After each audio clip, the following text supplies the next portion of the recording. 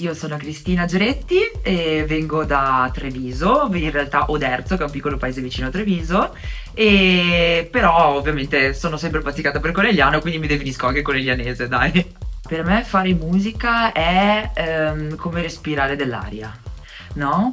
È un modo per esprimermi, per dimostrare quello che sento, quello che provo e per descrivere anche come sono. Infatti mi piace suonare sempre in modo molto diverso perché ogni momento è diverso l'uno dall'altro, ovviamente, e anche come sono io. La mia passione è nata quando ero molto piccola, è sempre stata molto appassionata di musica e circa 10-15 anni fa un mio amico mi ha detto che era già DJ, collaborava già con Johnny Chaos, all'epoca erano le prime feste underground che venivano fatte anni fa e mi ha detto dai perché non provi? E allora da lì poi è iniziato tutto.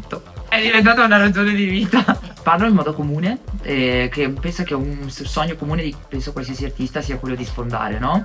Però sì, chiaro che mi piacerebbe sicuramente, però il mio sogno come artista è quello di riuscire proprio a trasmettere alle persone che cosa vuol dire per me la musica e di riuscire a condividere questa cosa tutti insieme. Questo è il mio obiettivo principale. Poi, chiaro, se succede di sfondare, ben venga.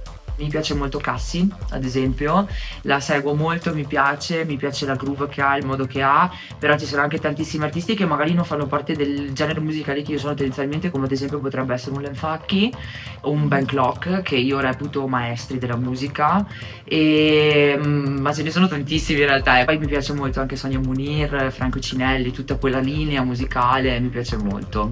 Ce ne sono tanti in realtà. Se ci fosse un qualcosa che vuoi dire a chi ti vede per la prima volta e che ascolta o ascolterà la tua musica, cosa ti sentiresti di condividere? Innanzitutto che si divertano ascoltando la mia musica, che capiscano il mio sound, quello che voglio trasmettere e che soprattutto che vengano a ballare, che vengano a sentirci, che vengano a ballare e che condividano la musica non come uno svago negativo, ma come uno svago proprio di vita, come uno svago interiore.